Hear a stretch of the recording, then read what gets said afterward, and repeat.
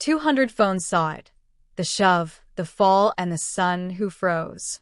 By sunrise, the clip was everywhere.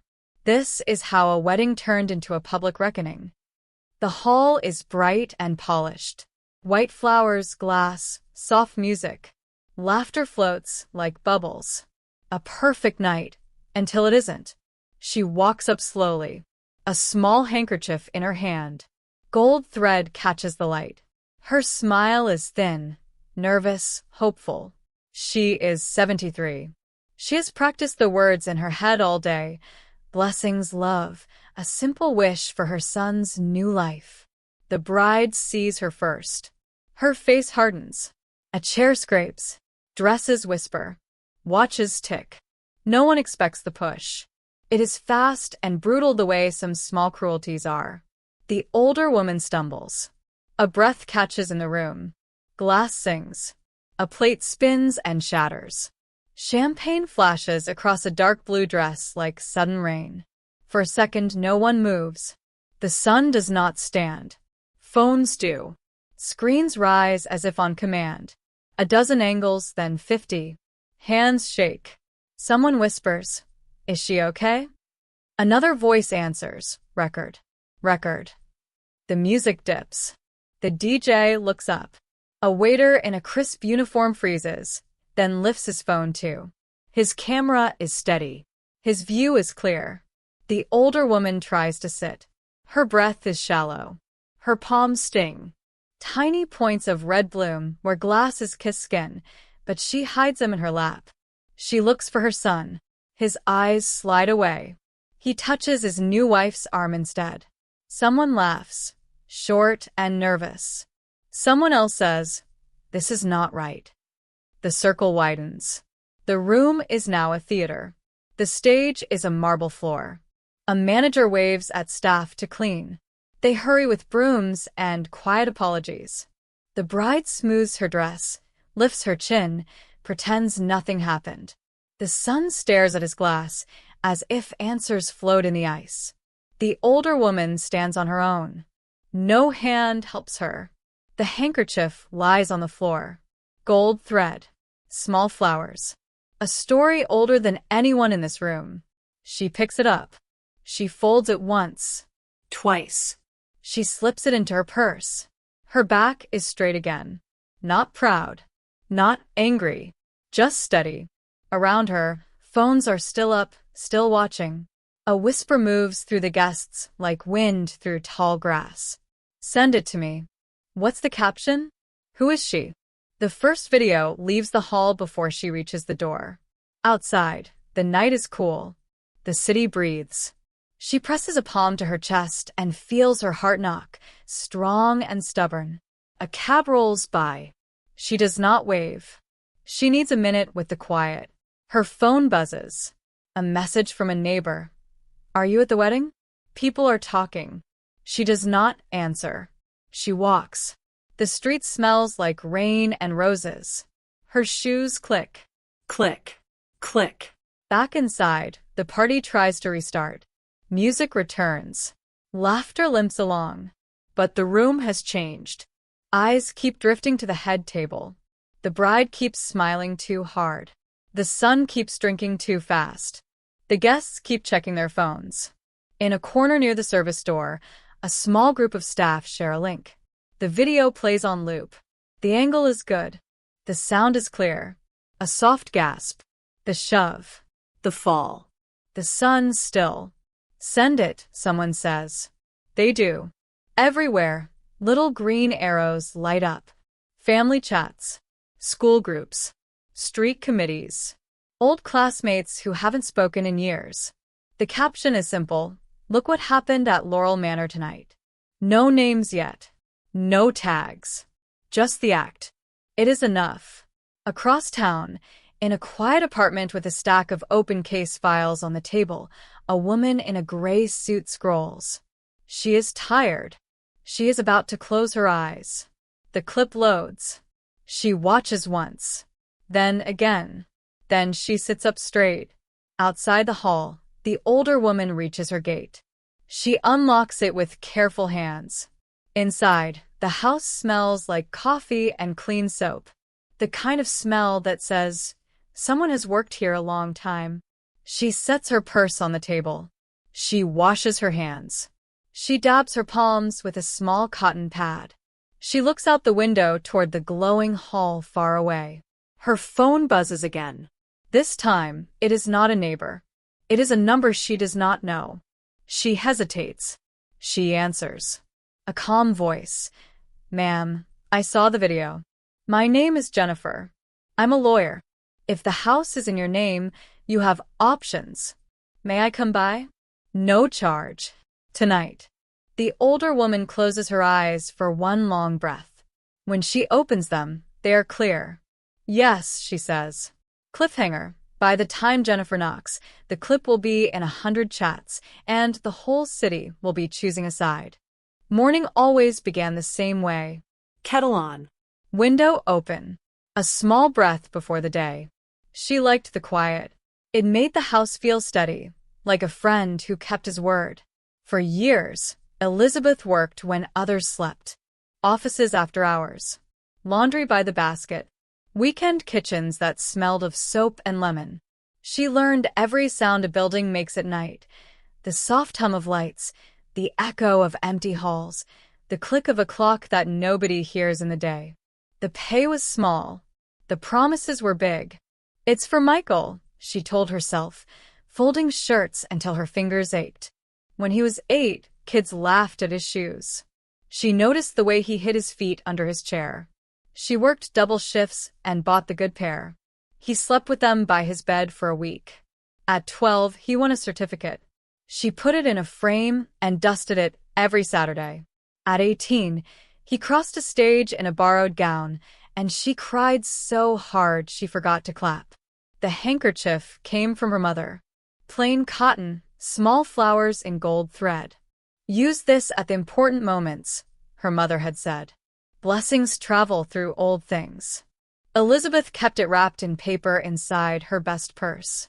She took it out on lonely nights, ran a thumb over the stitches, and heard the old advice again. Stand up straight, speak softly, don't let anyone step on your dignity. She bought the house 15 years ago. Nothing fancy. 2 small rooms, a yard the size of a rug, a fence that needed paint. But it was hers. Her name on the deed. Her key in the lock. She paid it off the slow way, cash in envelopes, notes clipped to bills, the coffee tin on top of the cupboard. She told Michael, when you marry, you and your wife can stay here first. Save money. Build your life. He hugged her and said, you'll never be alone, Mom. Then Jessica arrived. Pretty. Polished. Quick with words. The house changed in little steps. The fresh flowers disappeared, replaced by a smooth vase with no scent. The radio went silent, so the new speaker could play playlists with names Elizabeth didn't recognize. The teacup with the tiny blue rim slipped and broke. It's fine, Elizabeth said, sweeping pieces into a dustpan. Accidents happen. They spoke English at the table even when she was there. Jessica laughed at jokes she didn't catch. Michael laughed too. Practice helps, Mom, he said kindly, not seeing how it made his mother feel like a guest in her own kitchen. Elizabeth nodded and smiled. She started cooking in smaller pots. She left rooms before she felt in the way. She said, "Excuse me," inside her own doorway.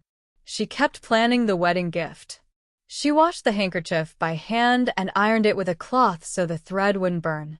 She wrote a short blessing on a small card and practiced it in the mirror. May your home be gentle. May your words be kind. May you never forget where you come from. Simple words.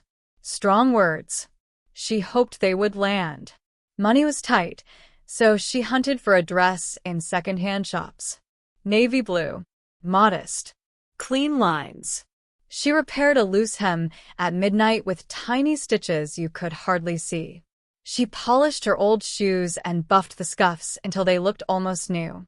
She laid everything on the chair beside her bed and slept with the light on, just in case she woke too late. On the morning of the wedding, she woke before dawn. Coffee. Prayer.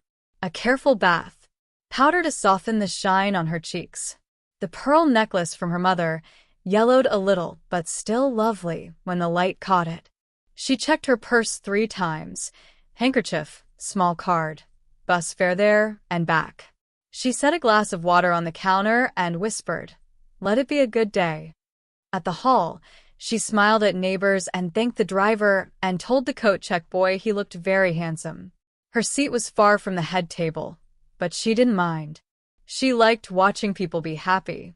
She folded her napkin the way the fancy restaurants do. She waited for the right moment. After the speeches, after the first dance, after the noise softened, and the music turned sweet. She rose with the handkerchief in her palm. Her steps were small, careful. Her eyes were bright with hope and nerves. She thought of shoes and framed certificates and borrowed gowns. She thought of the night shifts and the coffee tin and the old advice. Stand up straight. What came next you already know. But before that moment, before glass and gasps and silence, there were years of patience and a mother who asked for nothing more than a kind word on her son's biggest day. Cliffhanger. She can carry 1,000 small hurts alone until hurt number 1,001 is seen by the whole city. Laurel Manor looked like a dream someone paid a lot of money to hold in place. White columns, tall mirrors that doubled the flowers and tripled the light. Everything shone, crystal, cutlery faces. Elizabeth found her name card near the back. Last row, last table, near the service door. A kind waiter pulled out her chair with a quiet smile. "Thank you," she said, and set her purse on her lap like a small shield. From there, the head table looked far away, like a stage. The bride and groom sat in the center, framed by flowers and tall candles. It was beautiful. It also felt like distance you could measure. She tried to be invisible. She folded her napkin perfectly. She laughed softly when others laughed. She ate slowly, careful not to spill on her navy dress. When people at her table asked how she knew the couple, she said, "I'm the groom's mother," and smiled. Some faces warmed. Some blinked in surprise and said nothing. The meal moved in courses. Music rose and fell. A slideshow played on the wall. Michael as a little boy with a paper crown. Michael in a graduation robe. Michael at work with friends. Elizabeth watched with a quiet heart that held both pride and a steady ache. She clapped with everyone else. She did not stand. She kept checking the small card in her purse. Her blessing was written in neat letters. Next to it, wrapped in tissue, the handkerchief with the gold thread. She had pressed it that morning with a damp cloth and a prayer. At the right time, she told herself. Only at the right time. At her table, talk drifted toward trips, new apartments, and work stories. She listened and nodded. She poured water for the older lady beside her. She thanked the busboy who refilled glasses. She fixed a crooked place card so it stood straight. Small things. The kind of care no one notices until it's gone. On the floor, the first dance ended. Speeches began. The best man told a story about college. The maid of honor made people laugh and then cry. Camera flashes popped like tiny stars.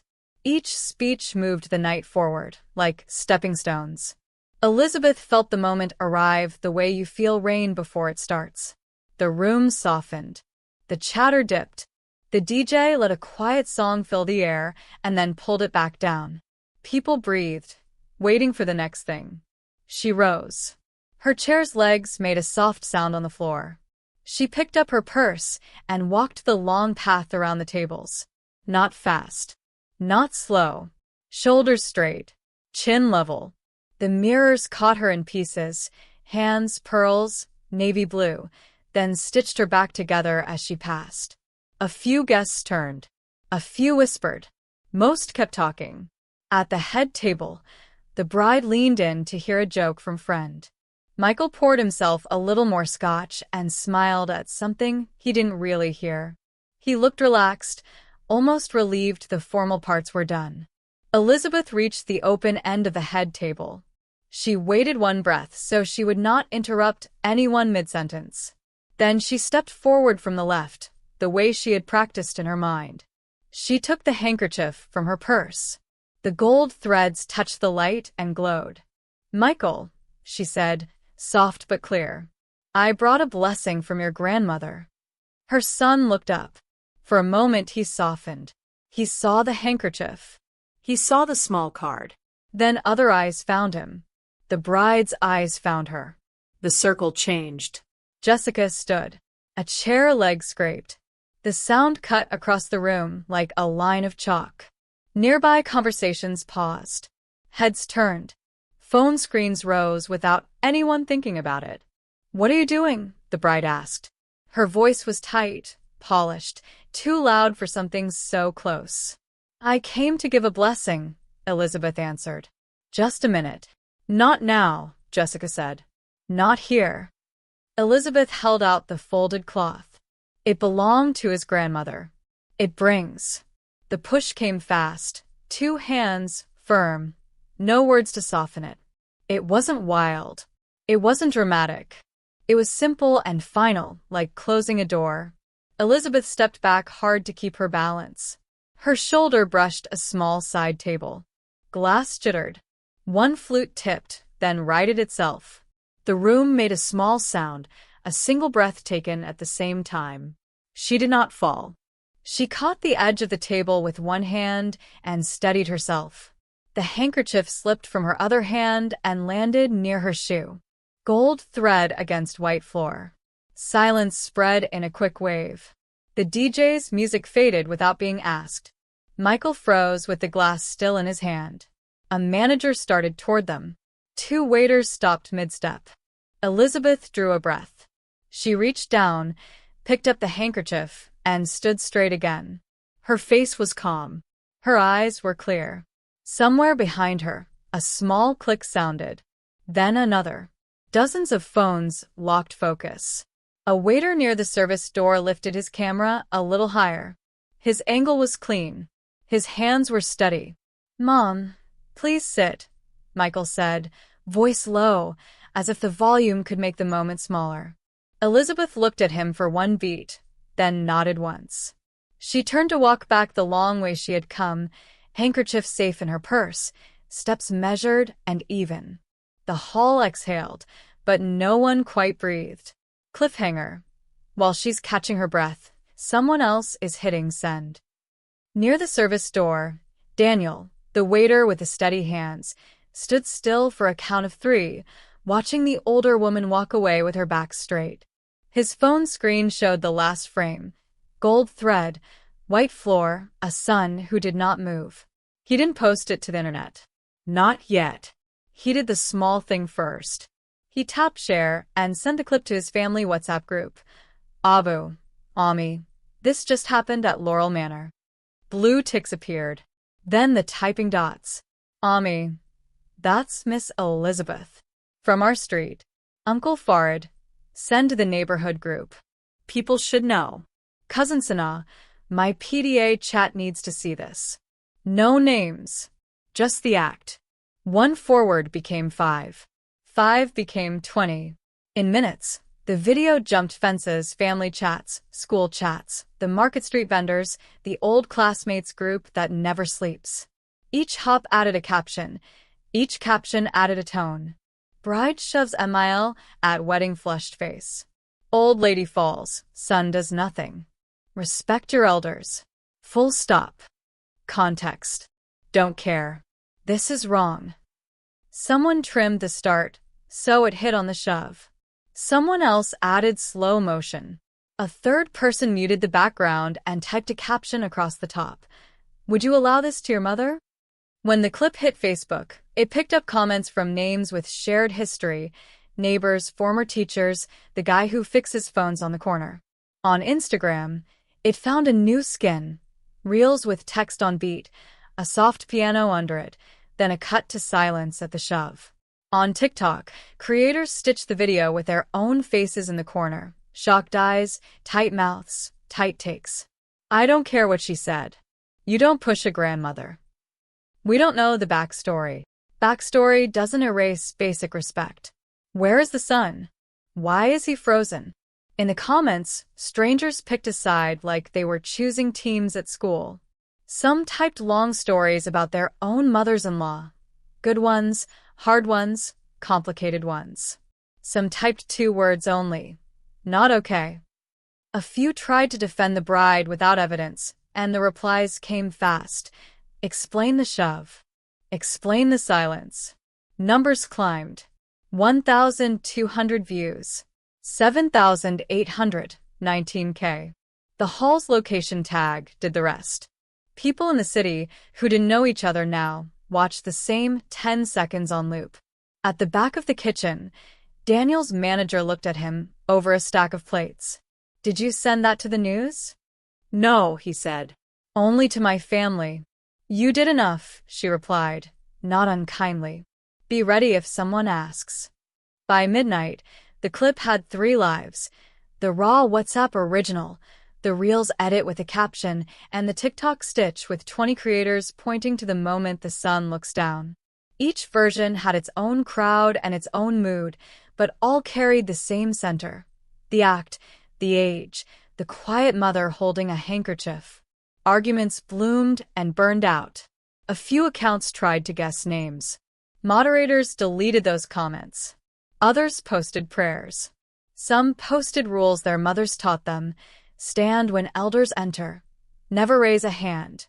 Never raise a voice.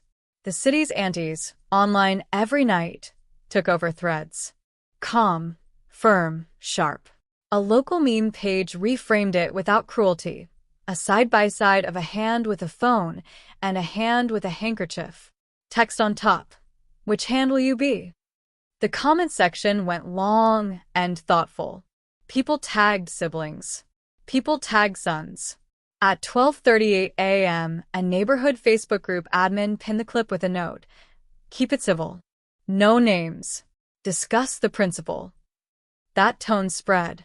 The better captions took hold. What would you do if this was your mother? That question slowed people down. It moved the talk from gossip to values. It drew stories from quiet readers who never comment. It made some delete jokes they had typed too fast. Across the city, the older woman sat at her small table, phone face down, house finally quiet. She didn't know about the captions or the stitches or the warnings. She only knew her hands hurt a little and the handkerchief was safe inside her purse. She made tea and waited because the lawyer had said she would come. In a 6th-floor walk-up, 2 streets from the courthouse, a woman in a gray suit scrolled through her neighborhood chat, then through the PDA chat she never leaves, then through a private group of advocates who watch for cases like this. She saw the same 10 seconds 3 different ways. She watched the son's eyes. She watched the hand fall. She watched the elder stand again. She opened her messages, started to type, stopped, and copied a number from an old intake sheet. Daniel, banquet staff. Hi. I'm Jennifer. I handle elder protection cases. Can you connect me with Miss Elizabeth? No fees. Tonight, if possible. She hit send. Cliffhanger. One forward lands where it matters most, in the hands of the person who can change everything. The knock came at 12:07 a.m., 3 soft taps, patient, not urgent. Elizabeth set her teacup down and listened. The street outside was quiet. A moth circled the porch bulb like a tiny planet. She opened the door on the chain. A woman in a gray suit stood beneath the light, hair neatly pinned, briefcase tucked close. No perfume. Tired eyes. Steady voice. Good evening, ma'am. My name is Jennifer. I'm a lawyer. I saw the video tonight in our neighborhood chat. I don't charge for cases like this. I only want to help. Elizabeth's fingers touched the chain. I don't have money for lawyers. I understand, Jennifer said. You won't need it. May I explain a few things, in plain words? If you prefer, I can talk from right here. The older woman studied the stranger's calm face, then slid the chain back. Come in. The tea is still hot. They sat at the little kitchen table, the one with tiny scratches from years of school projects and late-night bills. The house hummed softly, as if pleased to be trusted with important talk. Jennifer opened her notebook, but not her briefcase. First, I'm sorry for what happened. Second, you did nothing wrong.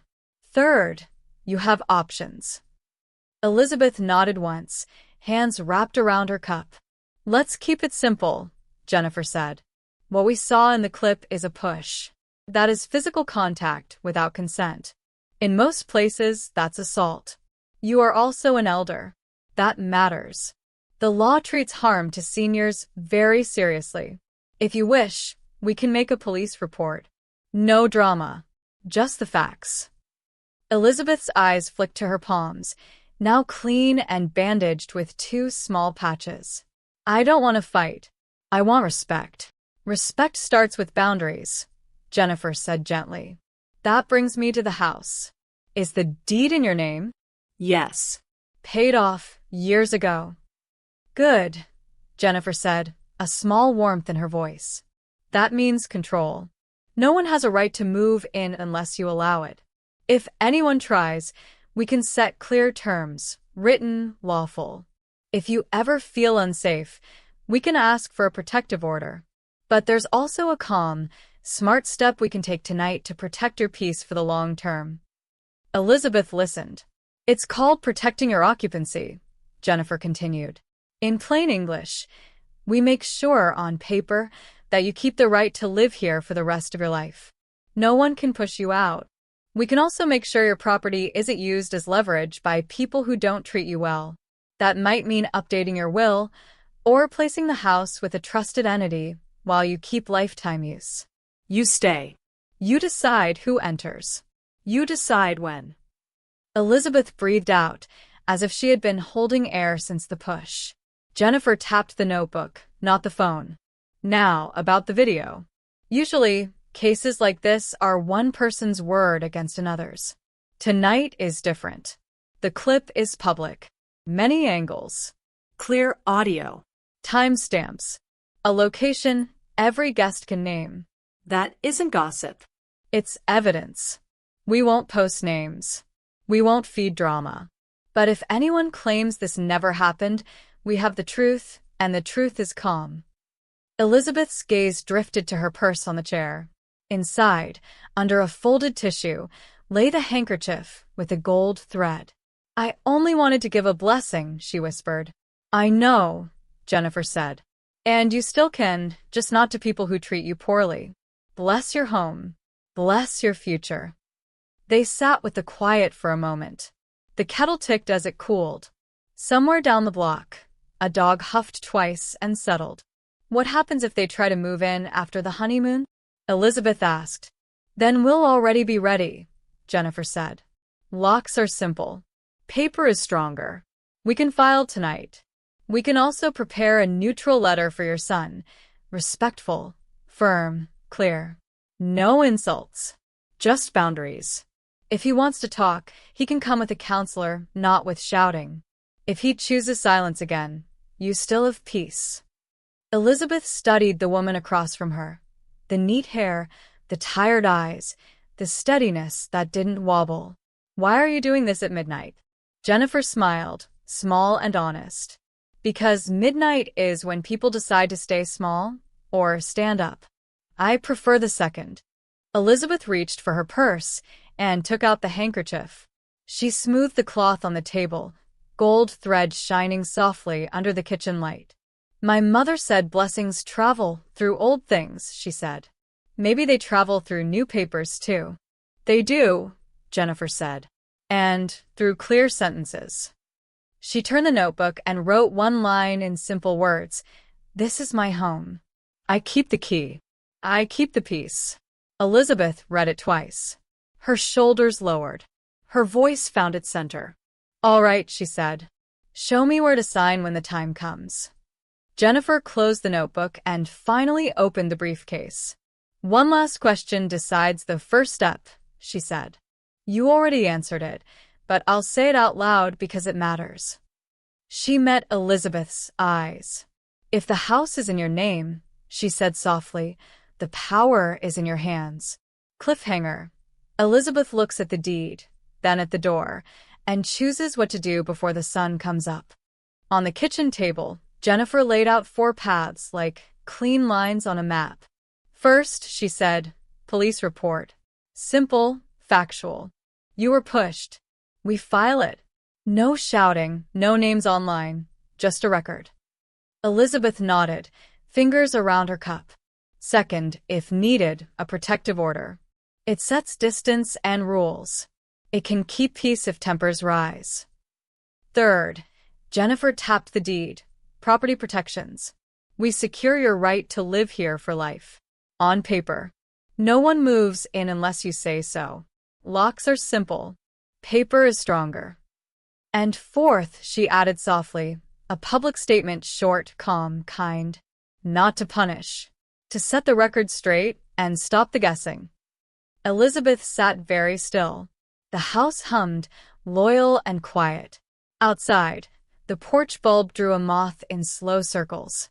I want peace, she said. Not noise. I want my home safe.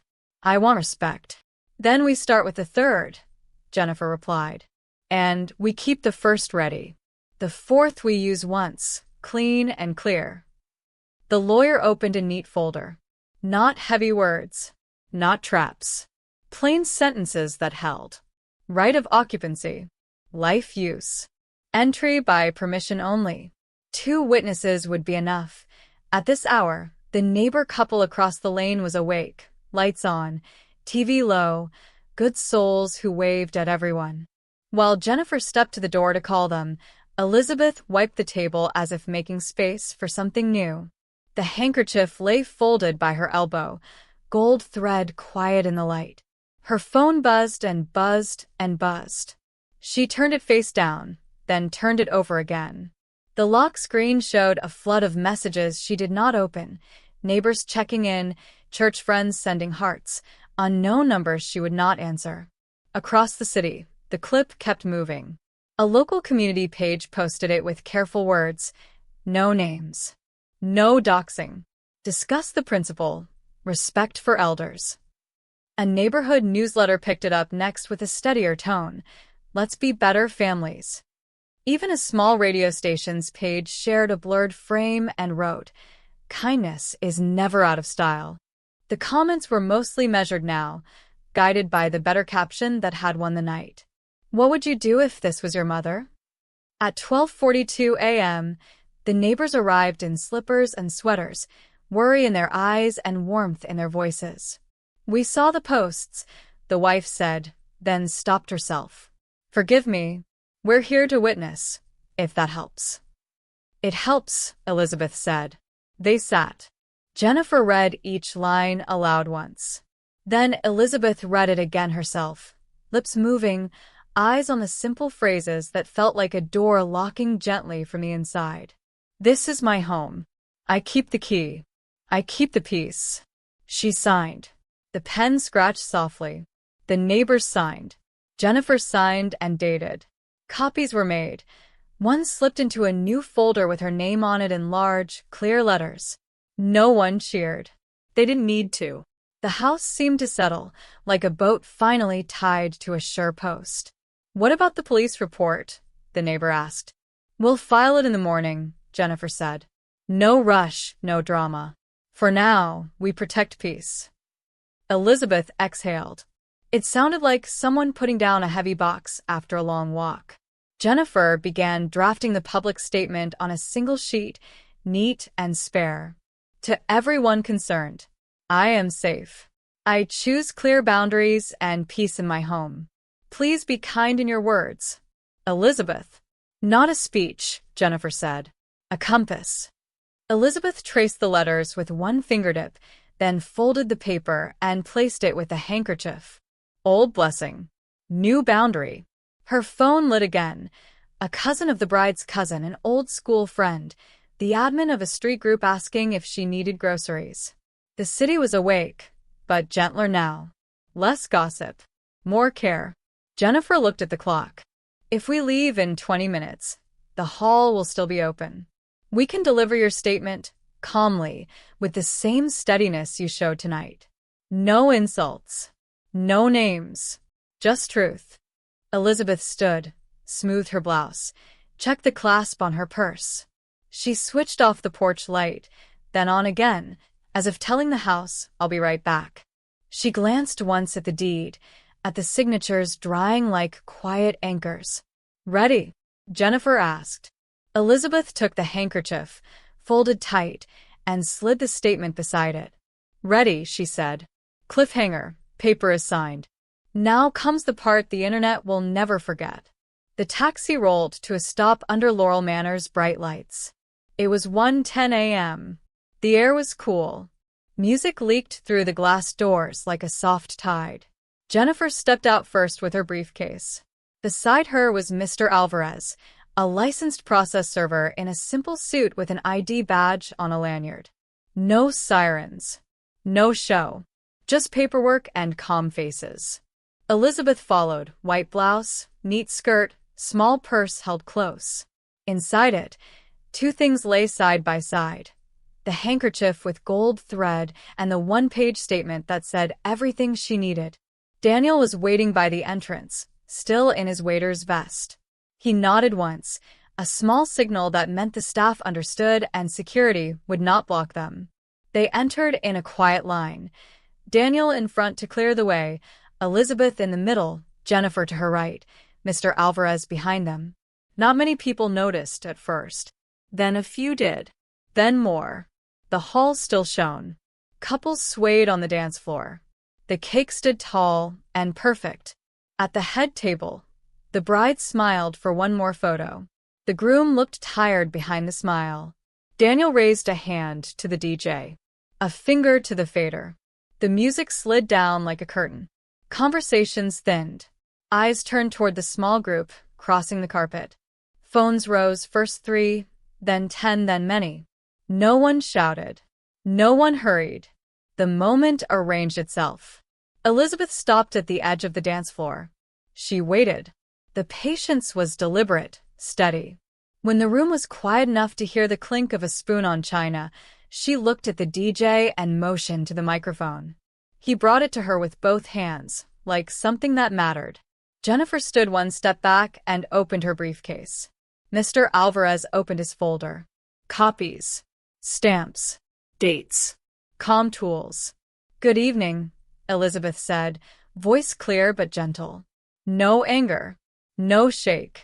It carried to the last table without effort because the silence was complete. A few people shifted, unsure. Some leaned forward. Some lowered their phones a little, then raised them again. "I'm sorry to interrupt your night," she said. "I will be brief." At the head table, Michael's hand tightened around his glass.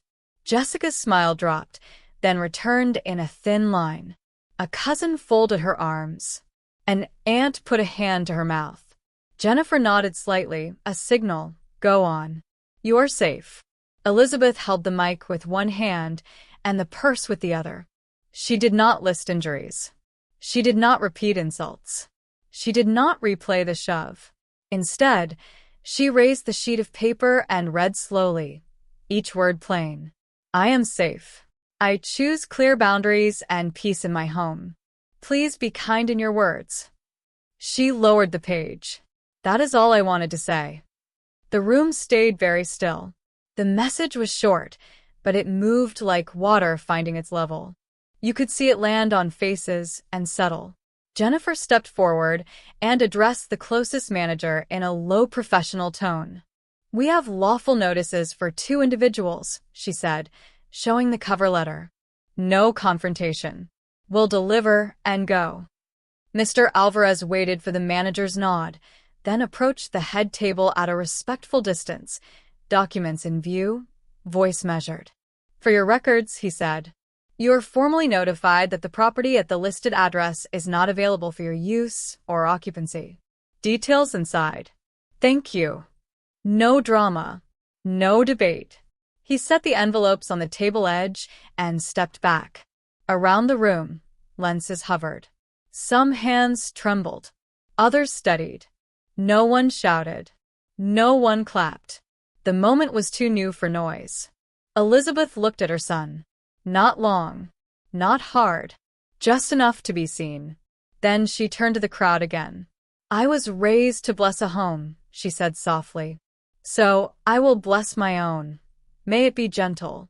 May it be safe. May we speak to each other with respect. She handed the microphone back to the DJ. He took it as if it were fragile. Jennifer closed her case. Mr. Alvarez closed his folder. Daniel gave a small nod. We're done. Elizabeth adjusted the strap of her purse. The gold thread in the handkerchief caught the light for a second and went quiet again. They did not rush the exit. They walked with the same calm they had brought in. People made space without being asked. The door opened. The night air felt clean. On the steps, Elizabeth paused and looked up at the bright sign of the hall. She wasn't smaller than it anymore. She was simply herself. Inside, the DJ let the music return, but softer. The room breathed again, different now. Cliffhanger. She speaks once, for every mother who is told to stay quiet. The DJ still held the microphone when Elizabeth turned back. The room had not exhaled yet. It waited. He placed the mic in her hand again, gentle as a candle. She did not raise her voice. She didn't need to. Respect is not optional, she said. Tonight, I choose dignity. The sentence hung in the lights like a bright thread. Phones rose higher. The red dots of record icons blinked in many corners. I will not retell what you already saw, she continued. No replay. No blame. Only boundaries. She lifted the single sheet, the same simple words she had read before, and added a line that was new. This is my home, she said. I keep the key. I keep the peace. And I will live there for the rest of my life, by my own choice. A rustle moved through the tables. It was surprise, then understanding. Some hands found each other. Some eyes went to the head table, then back to her. My door is open to respect, she said. It is closed to harm. If you speak to me, speak kind. If you visit me, come gentle. If you are angry, you may cool your anger before you knock. She did not look at the bride when she said it. She did not need to.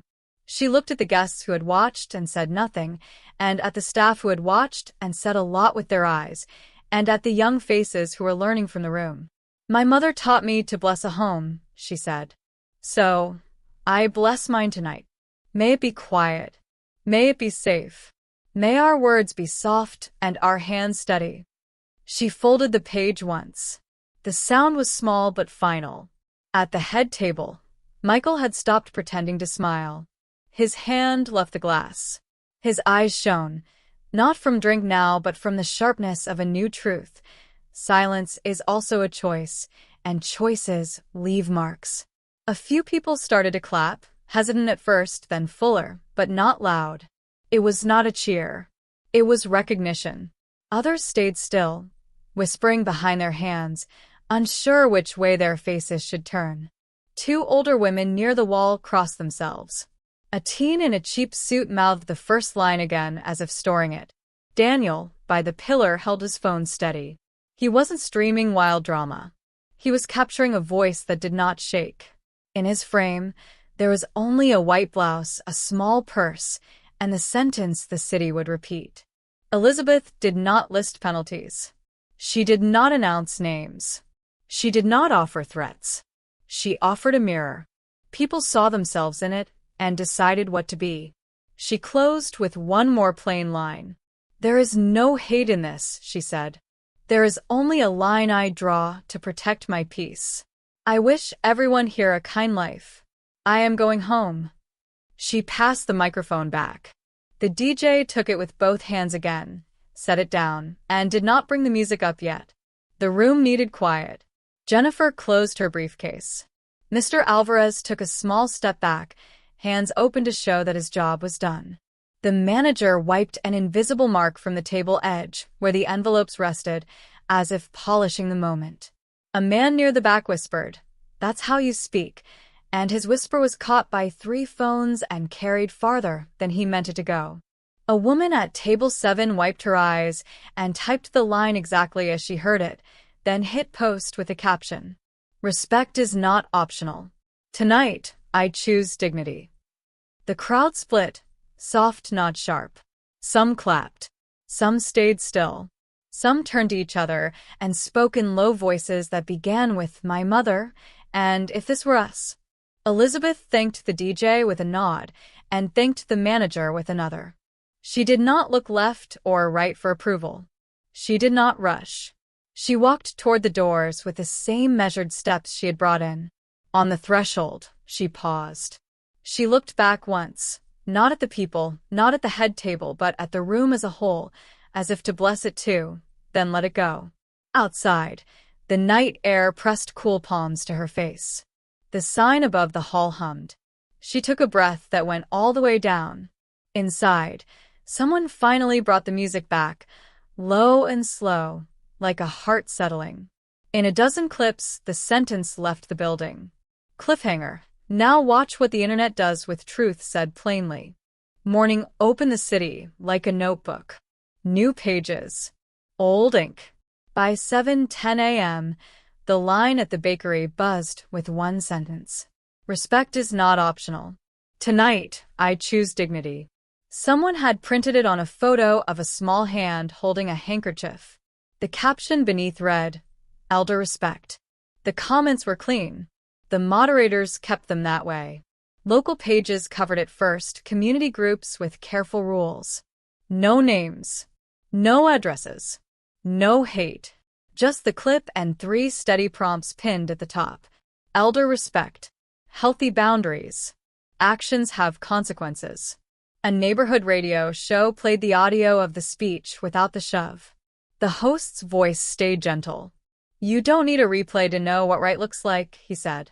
Callers shared stories about their mothers-in-law, some hard, some beautiful, all human. The show ended with a simple line, "Be kind today."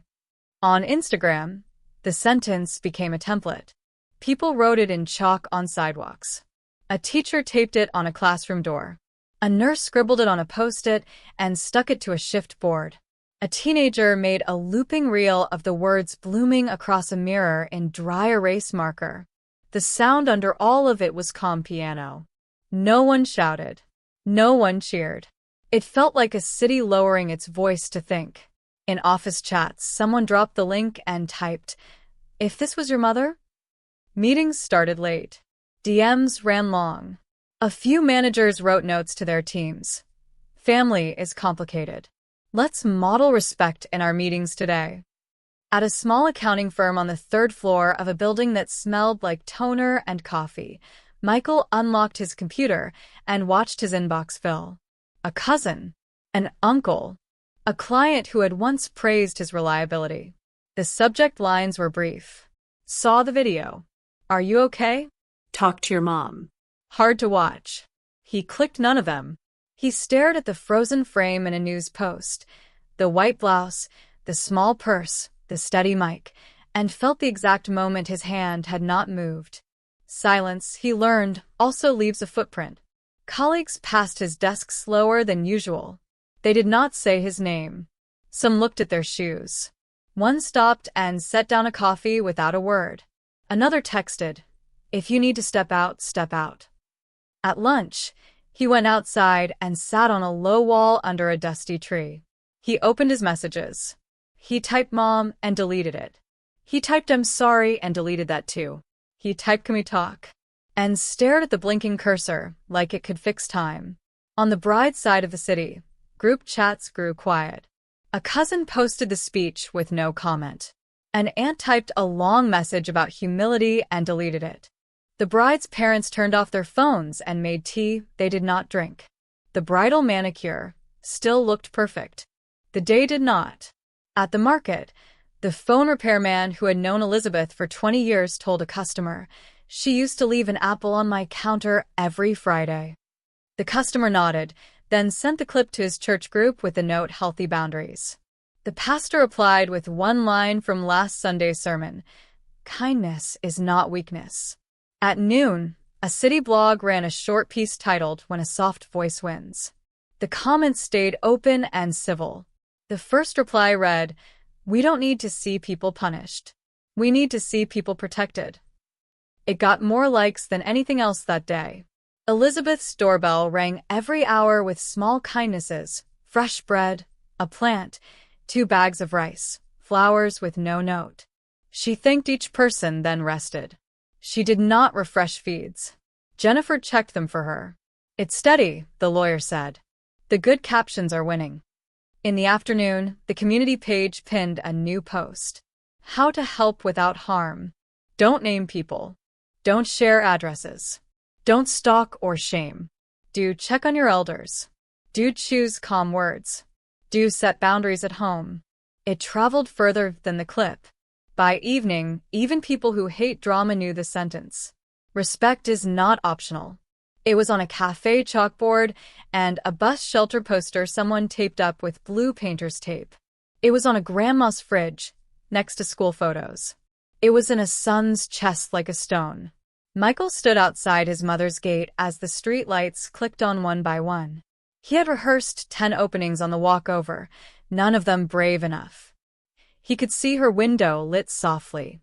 He could hear a kettle just beginning to hum.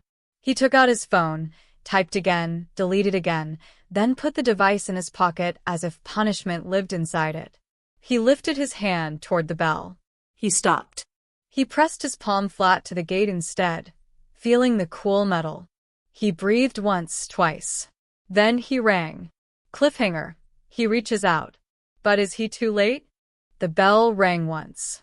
Then her phone lit up. "Michael, Mom, it's me. I'm outside. Can we talk, just us?" Elizabeth looked at the door, then at the screen. She let the phone ring once more so her breath could catch up. She answered. "Yes." "Just us. Speak." Silence at first. Street noise. His breathing.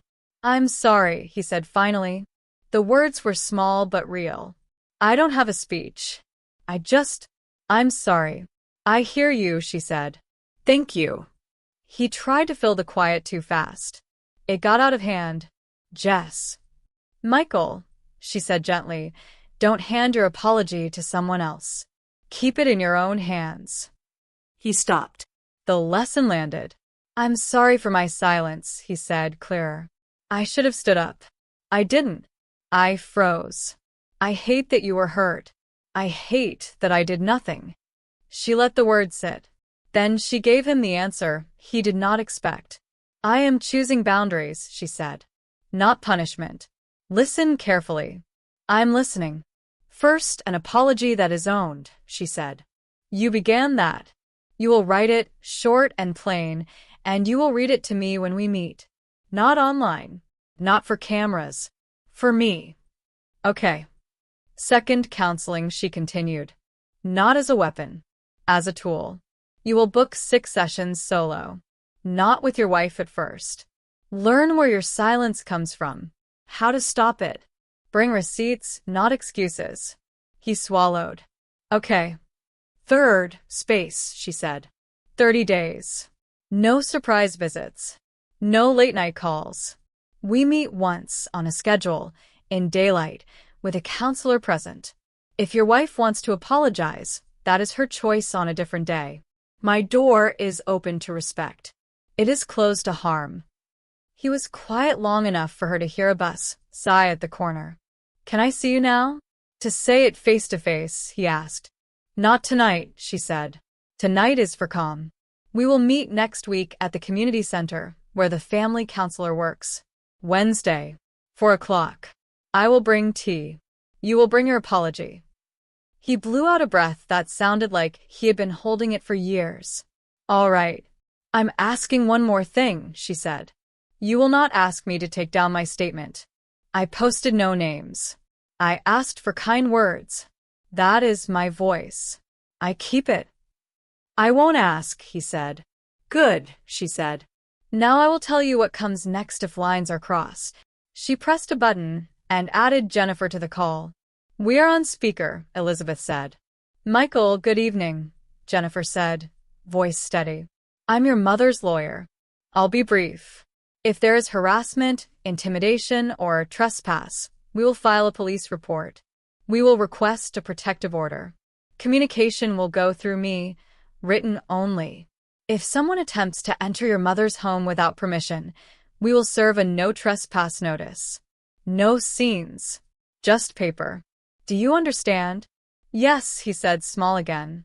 We prefer none of that, Jennifer added. We prefer growth. That depends on you. I understand, he repeated. Jennifer dropped off the call. Elizabeth returned to simple words. I want peace, Michael. I am not building a wall. I am building a gate. You can come through it if you come with respect. He tried a half smile in his voice. Mom, you always talk like that, like a teacher. I learned late, she said. But I learned. He cleared his throat. I didn't defend you when it mattered. Then defend me now, she said. Defend me from your worst self. From your hurry. From your need to make this neat.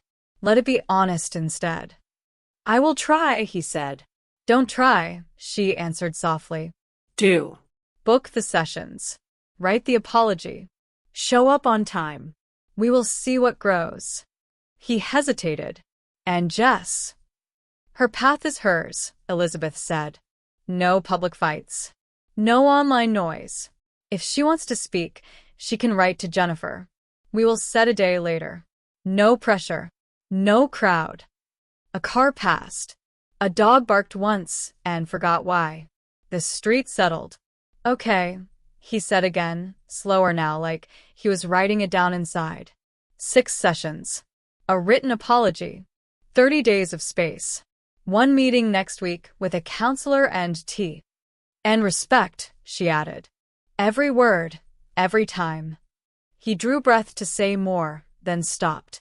I love you, Mom, he said, voice rough. I love you, son, she said. Good night. She ended the call and stood by the window until the porch light caught his shape turning away, shoulders different than when he came. Her phone buzzed once more, Jennifer again.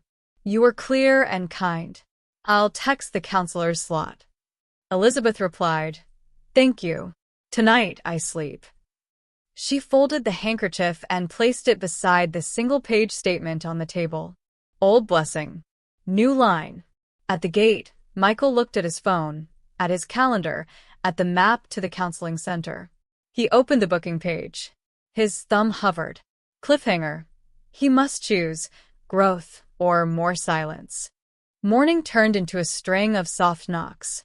Neighbors came one by one, no crowds, no cameras. Helen from down the street brought soup in a dented pot and said, Heat it twice. It tastes better that way. Mr. Patel left a sack of oranges and a bus pass on the table and said, For errands. Call me for rides. The twins from number 12 drew a card with a big yellow sun and wrote, We saw your speech. It was strong. Daniel stopped by after his shift with fresh bread and a shy smile. The staff are on your side, he said. We've asked the page admins to keep comments kind. He set the loaf on the counter, wiped his hands on his apron, and added, If you need anything moved or lifted, I'll call my cousins. Calls came in waves, warm and short. Checking on you. Do you need medicine? We can fix that loose gate. 2 teenagers from the block offered to sweep her front steps every morning for a week. A retired teacher asked if she could read to Elizabeth on Thursdays, only if you like stories with happy endings. In the afternoon, the doorbell rang again. On the porch stood Sarah, the bride's cousin, hands folded, eyes steady. I'm here to apologize, she said, before Elizabeth had to ask why. Not as an excuse. As a boundary on our side. My family will not fan this. We won't post names. We won't send messages. If anyone does, I'll correct them. I'm sorry for what happened. Elizabeth stepped aside and let her in. They sat with tea that went cold because the words were more important. Thank you, Elizabeth said. Your message matters. Sarah nodded. If you need a ride to the counselor next week, I'll take you and wait, quiet. Jennifer will come with me, Elizabeth said. But your offer is kind. Across the city, the clip kept moving, but it changed shape. It was no longer fuel. It was a lesson. A school counselor used the audio, no names, no faces, in a parent workshop called Respect at Home, Calm at School. A faith leader quoted the line at a small gathering. Respect is not optional. He added, Let's practice it in our kitchens first. A community page pinned 3 rules under the video. Don't name. Don't shame. Do learn. The thread stayed open and, surprisingly, gentle. A handyman fixed Elizabeth's squeaky door and refused payment. My mother would haunt me, he joked softly. A florist left a small bouquet with a card. Kindness is never out of style. The laundress from the corner shop texted, bring the blouse. We'll lift the stain for free. I know a trick. Jennifer checked in twice, not to stir things but to keep them still. Your statement is working, she said. People are copying its tone. Fewer hot takes. More quiet choices. In a cafe window, someone taped the sentence in block letters. Passers-by slowed to read it. You could see them try it on like a code. Respect is not optional. Tonight, I choose dignity. A bus driver printed it on a tiny slip and stuck it near the fare box. Riders looked down, then up, and made room for each other with their bags. Even the meme pages pivoted. One post showed a hand with a phone next to a hand with a kettle. Text, which hand are you using today? The comments filled with small pledges. I'll call my grandma. I'll apologize for snapping last night. I'll fix the way I talk at home. Not everything was neat. A few accounts still tried to guess names. Moderators deleted them fast and posted the rules again. We are not hunting people, one admin wrote. We are learning how to be better families. Elizabeth kept her day simple. She watered the plant someone brought. She labeled the extra rice. She wrote Wednesday for PM in large letters on a paper calendar and drew a small heart beside it. In the evening, she sat by the window with the handkerchief on her lap and the one-page statement beside it. Old blessing. New line. The street was quiet except for a child practicing a bike on the sidewalk. The bell made a brave, shaky ring, then steadied. Her phone buzzed once. Jennifer again. Counselor confirmed. Room 3. I'll meet you at the door. Elizabeth typed back. Thank you. Tomorrow I will say one last thing, then rest. Outside, porch lights flicked on up and down the block, a slow, kind chain of stars. Cliffhanger. The final word belongs to the woman who lived it. Morning arrived honest and bright. Light slid across the kitchen floor and warmed the small table where papers lay neat. The kettle sang once and settled. Elizabeth poured coffee, added a little milk, and watched the steam curl like a soft ribbon. The house felt different. Not bigger. Not new. Just safe. Doors sounded like doors, not warnings. The clock on the wall ticked like a friend keeping time. She opened the window. Fresh air moved the curtain and carried in the tiny sounds of a street waking up, broom on pavement, a bike bell, a hello between neighbors. She took the handkerchief from the purse and set it on the table. Gold thread. Old blessing. Beside it, the one-page statement sat like a small lighthouse. I am safe. I choose clear boundaries and peace in my home. Please be kind in your words. She read it once, then folded it with care and slipped it into a clean envelope marked home. That was the point now. Not winning. Not noise. Home. She watered the new plant a neighbor had brought.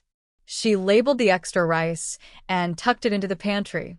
She tightened the loose screw on the cabinet with the small blue screwdriver her husband once used. Each small action felt like a stitch pulling fabric back together. The phone buzzed. A message from Jennifer. Wednesday, 4 p.m., Counselor Room 3. I'll meet you at the door. Elizabeth replied with a small heart.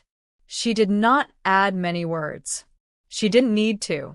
She stood at the window and watched sun touch the fence. 2 children passed, sharing a bag of bread. One waved. She waved back. The day felt steady. It fit. On a sheet of lined paper, she wrote a sentence to keep where she could see it. On the fridge, on the mirror, near the door she locked at night.